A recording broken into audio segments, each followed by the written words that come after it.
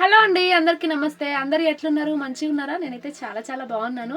మీరందరూ కూడా బాగుండాలని మనస్ఫూర్తిగా అయితే కోరుకుంటున్నాను. ఇంకా ఈరోజు స్పెషల్ ఏంది అంటే మా మ్యారేజ్ డే అనమాట.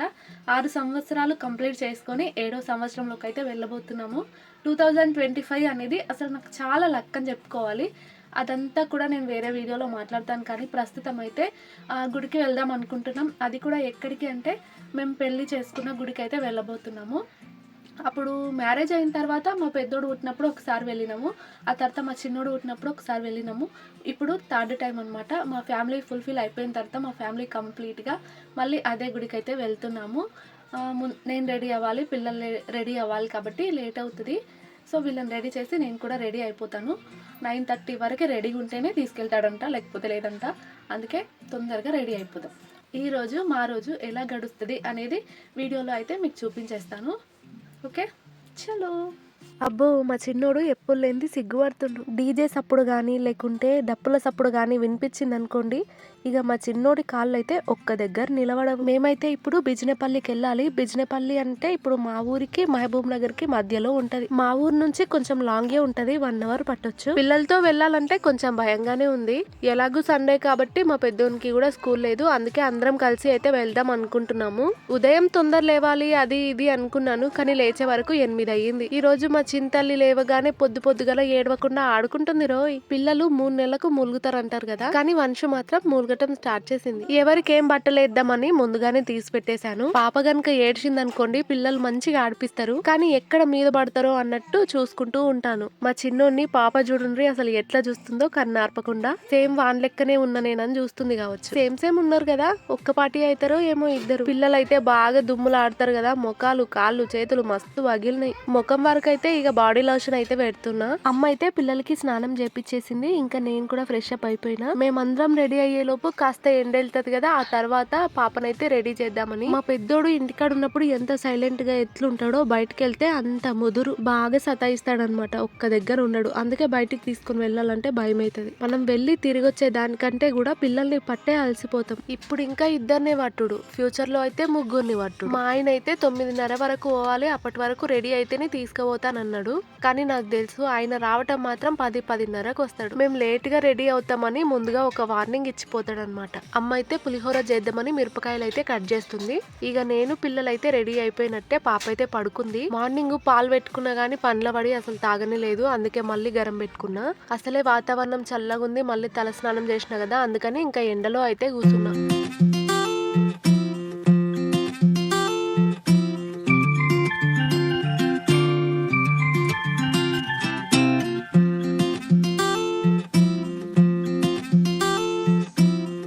ఇంకా పాపకైతే స్నానం చేపిద్దామని నీళ్ళైతే తోడుతున్నాను. అప్పటికే కాస్త ఎండ అయితే వెళ్ళింది. బాగా చలి ఉంది కాబట్టి ఎండెళ్లే వరకు అయితే ఆగామన్నమాట. అమ్మేమో పాపకి ఆయిల్ అయితే మసాజ్ చేస్తుంది. పిల్లలకి ఉదయం లేచినప్పుడు 5 గంటలకు అట్లా లేస్తూ ఉంటారు కదా, ఆ టైంలో గనుక ఆయిల్ వేసినాం అనుకోండి మంచిగా ఆడుకుంటారంట. పిల్లలు కాస్త నెమ్మదిగా తింటారు కదా, అందుకే ఇంకా పిల్లలకైతే ముందుగా వేసేస్తున్నాను. ఇప్పుడు వేసినామంటే ఇక వాళ్ళు మెల్లగా మేము పోయేదాకా తింటారు. మా పెద్దోడు ఏదైనా లేనప్పుడు కావాలి కావాలి నాకు అదే కావాలి, నేను అదే తింటా అంటాడు. సర్లే ఇక అంతగానం అడుగుతుండు కదా అని చేసి పెట్టినాం అనుకోండి, ఒక 2 బుక్కలు తిని ఇక వద్దంటాడు. ఇంకా అమ్మ అయితే స్నానం చేపిస్తుంది. స్నానం చేపించేటప్పుడు పిల్ల అయితే అసలు ఎంత జారిపోతుంటదో, చాప పిల్లలాగా ఒకటే జారుతుంటది. స్నానం చేపించడు చాలా కష్టం. ఇంకా జర పెద్దగా అయ్యారంటే ఇక జిక్కని జిక్క. మా చిన్నోడప్పుడు నేను స్నానం అయితే చేపించిన, అట్లా నాకు అలవాటు. 2 months పడ్డది అంటే ఇంకా నేను స్నానం చేపించుకోగలుగుతా. అప్పుడే మా పెళ్ళయి 6 సంవత్సరాలు గడిచిపోయి 7వ సంవత్సరంలోకి అయితే వచ్చేసినాం. నాకు అట్లా అస్సలు అనిపించదు, ఇన్ని సంవత్సరాలు గడిచిపోయింది అప్పుడే అన్నట్టుగా ఉంది. ఈ 6 సంవత్సరాలలో 3 పిల్లలు. మళ్ళీ నా రేణు అయితే ఇంకా రెడీ అయిపోయింది. ఇంతకు ముందు హ్యాండ్ బ్యాగ్ లో అయితే స్టిక్కర్లు, పౌడర్లు, అద్దాలు అవి ఇవి పెట్టుకుంటుండే. ఇప్పుడు చూడాలి ప్యాంపర్స్లు, పిల్లలవి ప్యాంట్లు, ఇంకా వాళ్ళకి కర్చీఫ్లు ఇవి పెట్టుకోవాల్సి వస్తుంది. పిల్లలు కాస్త పెద్దగా అయ్యే వరకు ఇవి ఖచ్చితంగా మనము క్యారీ చేయాల్సిందే. ఈ రోజు కేటీఆర్ సార్ గారు అయితే వస్తున్నారంట. ఇక ఎక్కడ చూసినా ఈ జెండాలే ఉన్నాయి. మా పెద్దోడు అందరు జెండాలు పట్టుకోవడం చూసి నాకు జెండా కావాలన్నాడు. ఇంకా పక్కన వేరే అన్న వాళ్ళు వెళ్తుంటే వాళ్ళ దగ్గర అయితే జెండా అయితే తీసుకున్నాము మా పెద్దోని కోసం. ఫుల్ ట్రాఫిక్ ఉండే అసలు. అమ్మ అయితే పులిహోర చేసింది కదా, మేమైతే తిన్నాము. కాకపోతే మా ఆయన హడావిడిలా అసలు తిననే లేదు. బిజినపల్లికి రాగానే ఫస్ట్ టిఫిన్ అయితే చేసినాం. ఇంకా మా ఆయన అయితే తింటుండు, ఆయనతో పాటు ఇక మేము కూడా ఒక ప్లేట్ అయితే లాగించేసినాము. మ్యారేజ్ డే వచ్చిందంటే చాలు ఇంకా అప్పటివి అన్ని కూడా గుర్తొస్తుంటాయి. మేము మ్యారేజ్ చేసుకుందాం అని ఫిక్స్ అయినప్పుడు మా ఆయన ఒక 2 days ముందే మిరియాల గుడకైతే వెళ్ళిండు. అక్కడ తెలిసిన వాళ్ళు ఉండే బాబాయ్ వాళ్ళు. 2 days ముందే వెళ్ళి రూమ్ అయితే చూసి వచ్చిండనమాట. ఎక్కడ ఉండాలి ఏంది అనేసి రూమ్ చూసి వచ్చి ఆ తర్వాత 28th December 2019లో అయితే మ్యారేజ్ చేసుకున్నాం.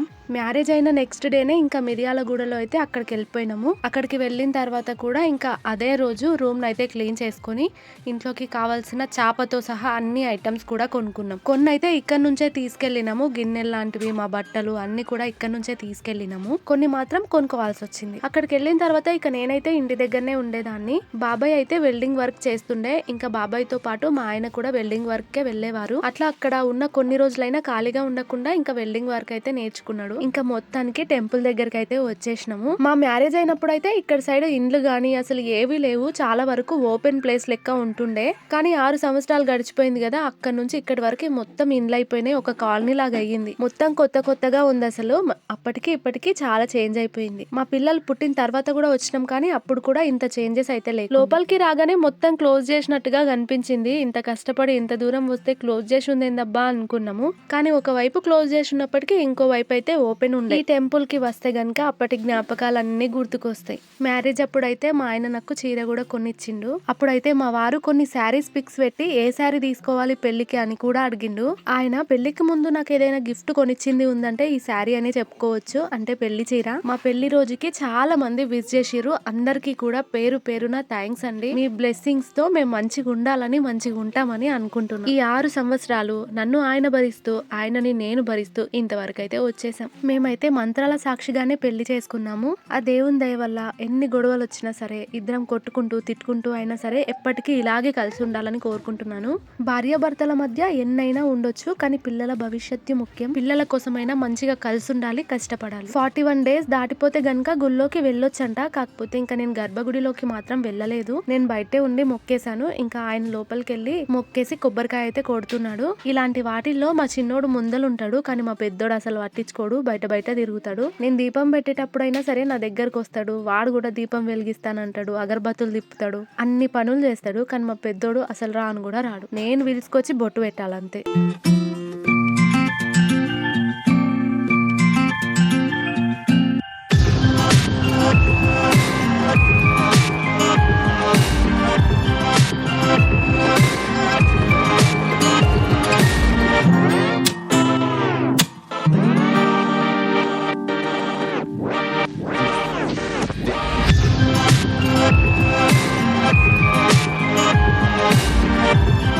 దేవుని దర్శనం అయితే ప్రశాంతంగా మంచిగా చేసుకున్నాము. అసలు ఇక్కడ ఎవ్వరు లేరు, మేము మాత్రమే ఉన్నాము. గుడిలో ఎంత మంది ఉన్నా సరే, ఎంత లొల్లి ఉన్నా సరే మనకు ప్రశాంతంగా అనిపిస్తుంది. అలాంటిది ఇంకా ఎవరూ లేరంటే ఇంకా ప్రశాంతంగా ఉంటుంది. మా చిన్నోడు కొబ్బరికాయ కోసం అలిగిండు. కొట్టి లోపలనే పెట్టొచ్చినాం అనమాట. కాసేపు అయిన తర్వాత తీసుకుందామని. వానికి కావాలంట, ఇంకా పోయి వాడే తెచ్చుకుంటున్నాడు. మా హస్బెండ్ కి ఒక క్వాలిటీ ఉంది, అది నా వల్ల అస్సలు కాదు. అంటే సంతోషం ఉన్నా సరే, బాధగా ఉన్నా సరే, ఎట్లున్నా సరే ఒకేలాగా ఉంటాడు. పక్కన వాళ్ళకు అసలు అర్థం కాదు వీడు హ్యాపీగా ఉన్నాడా, వీడు బాధలు ఉన్నాడా, అసలు ఏది అర్థం కాదు, అట్లుంటాడు. కానీ మనం అట్లా కాదు. బాధ వచ్చిందనుకో ఏడ్చేస్తాం, సంతోషం వచ్చిందనుకోండి ఇక నవ్వేస్తాం. అంటారు కదా, సంతోషం వచ్చినప్పుడు పొంగిపోవద్దు, బాధ వచ్చినప్పుడు కుంగిపోవద్దు. ఇలాంటిది మా ఆయనకు సెట్ అవుతుంది. ఆయన సీరియస్ గా ఉన్నాడు అనుకోండి, అది ఇంకా సీరియస్ మ్యాటర్ అట్లనే ఉంటది, అది కోపంగానే ఉంటుంది. అదే నేను సీరియస్ గా గనుక ఉన్నాను అనుకోండి, అది జోక్ అయిపోతుంది, కామెడీ. ఒక్క 5 నిమిషాలలో నవ్వించేస్తాడు. సీరియస్ గా ఉన్నది మొత్తం పోతుంది. కోపాన్ని మొత్తం కూల్ చేసేసి నవ్వులే అని అది కామెడీ చేసేస్తాడు. టెంపుల్ దగ్గర లొకేషన్ అయితే చాలా బాగుంది. చుట్టూ అయితే ఇంకా వ్యూ మంచిగా ఉంటది. ఈ టెంపుల్ కి ముందలనే గుట్ట మీద ఇంకొక టెంపుల్ అయితే ఉన్నట్టుగా ఉంది. మేము ఇంతకు ముందు చూడలే, ఇంకా ఇప్పుడు కూడా అంత టైం అయితే లేకుండే వెళ్ళలేదు. నెక్స్ట్ టైం చూద్దాం. ఈ బండరాయి కూడా అప్పుడు ఉందా లేదా నాకైతే అంత ఐడియా లేదు. ఈ బండ అప్పటి నుంచి ఉందా అవే అని అడిగితే లేదు మధ్యలో తెచ్చిపెట్టిండ్రు అంటుండు మా ఆయన. పెద్ద బండరాయి కాబట్టి అప్పటి నుంచే ఉండొచ్చు. ఇక మంచిగా దర్శనం అయితే చేసేసుకున్నాక చుట్టూ వ్యూ చూసుకుంటా ఒక రౌండ్ అయితే వేసేసి ఇంకా ఇంటికి అయితే మళ్ళీ బయలుదేరినాము. పాప అయితే బండెక్కినప్పటి నుంచి ఇక పడుకొనే ఉంది. మధ్యలో లేవటం, ఫీడింగ్ అంతే, ఇంకా మళ్ళీ పడుకోవటం. పిల్లలంతే మనం ఎత్తుకొని తిరిగినంత సేపు ఏమనరు. ఇక ఇంటికి పోయినాక అలసిపోయి అడ్డం పడతాం కదా, ఇక అప్పుడు స్టార్ట్ చేస్తారు ఏడుపు. ఇంకా మళ్ళీ ఎప్పుడు వస్తామో ఏమో, దగ్గర లేదు కాబట్టి ఎప్పుడో ఒకసారి ఇలా వచ్చి వెళ్తూ ఉంటాము. ఇంతకు ముందు వచ్చామని చెప్పాను కదా, అప్పుడు కూడా మా పెళ్లి రోజే వచ్చినాం. ఇంకా ఇక్కడైతే మా ఆయనకి నేను ఎప్పుడు ఏ గిఫ్ట్ ఇవ్వలేదు. నేనే ఇంకా ఆయన్ని డ్రెస్ అయితే తీసుకోమన్నాను. వేరే షాప్స్ కి, చిన్న షాప్స్ కి అయితే వెళ్దామన్నాడు, కానీ వద్దని చెప్పేసి నేనే మాంగళ్యకి అయితే తీసుకొచ్చిన. కొంచెం మంచిగా తీసుకుందు రా అన్నట్టు ఇంకా ఇక్కడికైతే తీసుకొచ్చిన. ఆయనని నువ్వు బట్టలు తీసుకో అని అడిగినప్పుడు కూడా ఆయన ఒకే మాట అన్నాడు, నీకు లేనిది నాకెందుకు అని. ఇంకా నేనైతే ఫోన్ లో నచ్చింది అప్పుడప్పుడు ఆర్డర్ పెట్టుకుంటానే ఉంటాను కదా, కానీ ఈయన అట్లా కాదు, ఎప్పుడో ఒకసారి కొనుక్కుంటుంటాడు. అందుకే లేదు, ఖచ్చితంగా తీసుకోవాల్సిందే అని తీసుకొచ్చిన. నేను ఆయనకి ఇప్పటి వరకు ఏది కూడా కొనివ్వలేదు. ఎలాగో యూట్యూబ్ శాలరీ వస్తుంది కదా, నా తరపు నుంచి ఒక చిన్న గిఫ్ట్ ఇచ్చినట్టుగా ఉంటుందని తీసుకోమన్నాను. ఇక్కడ కూడా ఆయన తీసుకున్నది వైటే. రేట్ అయితే ఎక్కువ పడింది అనమాట. ఆ రేట్ చూసి అనవసరంగా వచ్చినాం, బయట తీసుకుంటే అయిపోతుండే కదా అన్నాడు. కానీ నేను ప్రేమతో ఇప్పిస్తున్నప్పుడు రేట్లు చూడటం అవసరమా? డబ్బులు ఈ రోజు ఉంటాయి, రేపు పోతాయి. బట్టలు ఈ రోజు ఉంటాయి, రేపు చినిగిపోతాయి. కానీ మన మధ్యలో ఉన్న ప్రేమ ఎప్పటికీ చెరిగిపోదు కదా. నాకైతే ఈ రోజు చాలా చాలా హ్యాపీ. ఎందుకంటే నా తరపున నేను ఫస్ట్ టైం మా ఆయనకు ఒకటి కొనివ్వటం కదా. అదేంటో గానీ నా పిల్లలకి నేను కొన్నప్పుడు కూడా నేను అంత ఎక్సైటెడ్ గా ఫీల్ కాలేదు. మా ఆయన విషయంలో మాత్రం నేను చాలా హ్యాపీగా ఫీల్ అయ్యాను. ఇంకోటి, ఆయనకు తెలియకుండానే ఇవ్వాలి అని అనుకున్నాను, కానీ ఆయనకు నచ్చుతుందో లేదో, ఆయన తీసుకోవటమే బెటర్ కదా అని ఇంకా ఆయనని తీసుకొని పోయినా. అక్కడి నుంచి ఇంకా చాలా షాప్స్ అయితే తిరిగినాం అనమాట. ఎందుకంటే విప్పింగ్ క్రీమ్ కోసం సూపర్ మార్కెట్లలో ఇంకా బేకరీలలో ఎక్కడ అడిగినా సరే విప్పింగ్ క్రీమ్ మాత్రం దొరకలేదు నాకు. ఇక ఇక్కడైతే దొరకదని అర్థమైంది, తీసుకుంటే ఇంకా ఆన్లైన్ లోనే తీసుకోవాలి, ఆర్డర్ పెట్టుకోవాలి ఇంకా అంతే. ఇక అక్కడ నుంచి చెరువు కట్ట దగ్గరికి అయితే వచ్చినాము, మినీ ట్యాంక్ బండ్ దగ్గరికి. పిల్లలు చాలా సార్లు అడుగుతూ ఉంటారనమాట, జారుడు బండ దగ్గరికి తీసుకెళ్ళు అని. ఎప్పుడు టైం ఉండదు. ఇంకా ఎలాగూ వచ్చాం కదా అనేసి ఇక్కడైతే కాసేపు పిల్లల్ని ఆడుకొని ఇచ్చాము. పిల్లలైతే ఆడుకుంటున్నారు, మా ఆయన అయితే పిల్లల దగ్గర ఉన్నాడు.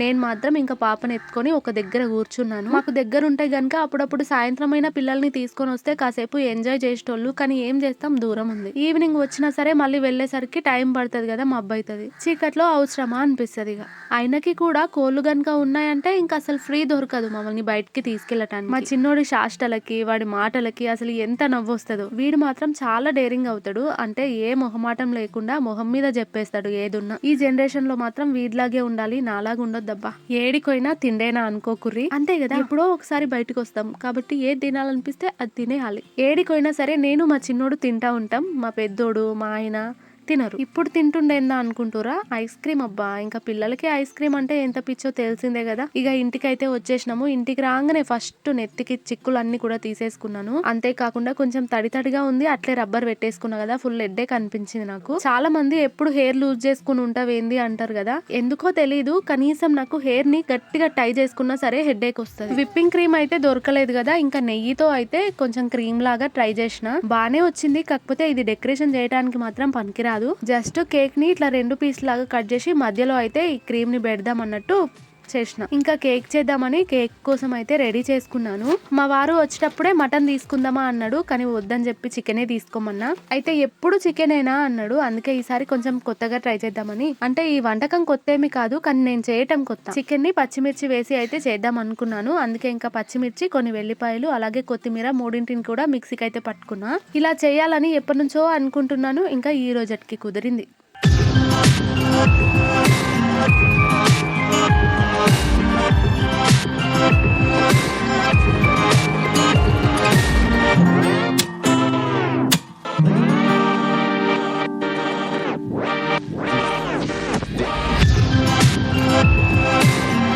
చాలా మంది యూట్యూబ్ జర్నీ గురించి అయితే అడుగుతున్నారు కదా, నెక్స్ట్ ఆ వీడియోని ప్లాన్ చేద్దాం అనుకుంటున్నాను. మీకేమైనా క్వశ్చన్స్ ఉంటే నాకు అడగండి కామెంట్స్ లో, నేను నాకు తెలిస్తే చెప్పడానికి ట్రై చేస్తాను. పచ్చిమిరపకాయలు అయితే అస్సలు కారం లేవు, కారం అవుతుందో లేదో అని ఒక స్పూన్ కారం కూడా వేసిన. నాకు స్పైసీగా లేకుంటే అస్సలు తినాలనిపించదు. అదేంటో మా వాళ్ళు ఉప్పు నిండుగా వేసుకున్నారనుకోండి, నాకు ఉప్పు అనిపిస్తుంది. వాళ్ళు ఉప్పు ఎక్కువ తింటున్నారా లేకపోతే ఉప్పు నేను తక్కువ తింటున్నానా నాకు అర్థం కాదు. మా ఆయన మాత్రం ఉప్పు ఎక్కువ తింటాడు, ఆయనకి ఉప్పు డబ్బా ఖచ్చితంగా పక్కన ఉండాల్సిందే, అందుకే ఆయనకి బీపీ ఎక్కువ. చికెన్ కర్రీ స్మెల్ అయితే చాలా బాగుంది, ఇంకా టేస్ట్ ఎట్లుంటుందో చూడాలి. నేనైతే అసలు ఎక్స్పెక్ట్ చేయలేదన్నమాట. సడన్ గా మా ఆయన వాళ్ళ తమ్ముళ్ళు అయితే కేక్ తీసుకుని వచ్చారు కట్ చేద్దామని. నేను ఇంట్లో అయితే రెడీ చేశాను కదా, అదైతే ఇంకా దాపెట్టేశాను. ఎందుకంటే మనం చేసిన కేక్ ఎట్లుంటుందో తెలుసు కదా, అనవసరంగా పరువు పోతుందని పక్కకు పెట్టేసి, అంటే దాన్ని ఏం డెకరేట్ చేయలేదు, నార్మల్ గా కేక్ చేసిన అంతే. మంచిగానే వచ్చింది, కానీ వద్దులే ఇంకా తీసుకొచ్చిరు కదా అని ఇంకా దాన్ని పక్కకు పెట్టేసిన.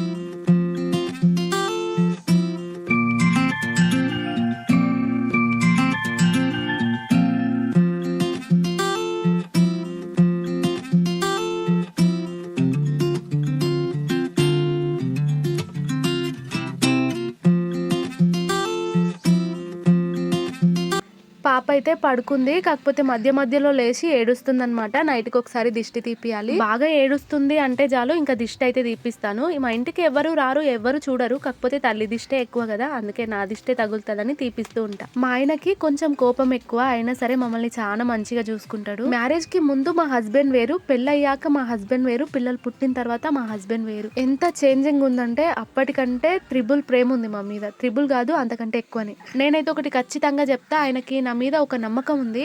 అంటే ఎన్ని గొడవలు వచ్చినా సరే, ఏమైనా సరే, ఇది నన్ను వదిలిపెట్టి పోదు అన్న నమ్మకం ఆయనకుంది. ఆయన ఎప్పటికీ మమ్మల్ని ఇట్లనే చూసుకుంటాడు అన్న నమ్మకం నాకుంది. మాకు పెద్ద ఇల్లు, బంగ్లాలు అవన్నీ లేకపోవచ్చు, మాది పెద్ద ఫ్యామిలీ కాకపోవచ్చు, అయినా సరే మా ఇద్దరి మధ్య మంచి అండర్స్టాండింగ్ ఉంది అనుకుంటున్నాను. ఇలాగే ఎప్పటికీ ఉంటాము అనుకుంటున్నాను. ఎప్పుడు మ్యారేజ్ డేకి అయినా సరే నేను మా ఆయన ఇద్దరమే ఉంటుండే, ఇద్దరం కేక్ కట్ చేసుకునేటోళ్ళం. లేదంటే కేకు తెచ్చుకోకపోయినా ఇంకా వంటలు చేసుకుంటాం కదా, ఇద్దరం కలిసి కూర్చొని మాట్లాడుకుంటా తినేవాళ్ళం. ఈసారి అనుకోకుండా ఆయన తమ్ముళ్ళు అయితే కేక్ తీసుకొచ్చిర్రు. అందరికీ కూడా చాలా థ్యాంక్స్. మా అన్నోళ్ళు మాత్రమే కేక్ తింటుర్రు అనుకుందో ఏమో, నా చిట్టి తల్లి లేచింది. గలీజ్ పిల్ల, బజ్జుకోవా బజ్జుకోవా, చెప్పు బజ్జుకోవా, మేము బువ్వ తినొద్దా?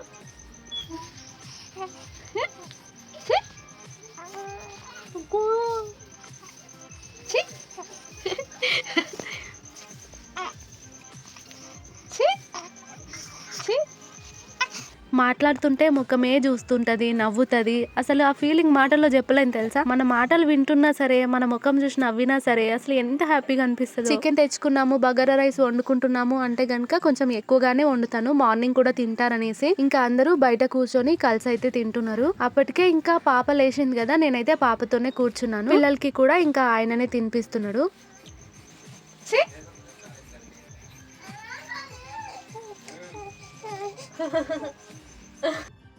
ఇక నేనైతే పాపతో కూర్చొని పాపని ఆడించుకుంటా ఇంకా తింటున్నాను. మరొకసారి మాకు విష్ చేసిన అందరికీ కూడా చాలా థ్యాంక్స్ అండి. మీ అందరి ప్రేమని నేను ఎప్పటికీ మర్చిపోను. Thank you very much. Video గనుక నచ్చితే తప్పకుండా ఒక లైక్ ఇచ్చేయండి. కొత్త వాళ్ళు అయితే గనుక మన యూట్యూబ్ ఫ్యామిలీలోకి వెల్కమ్. ఉంటానండో, ధన్యవాదాలు.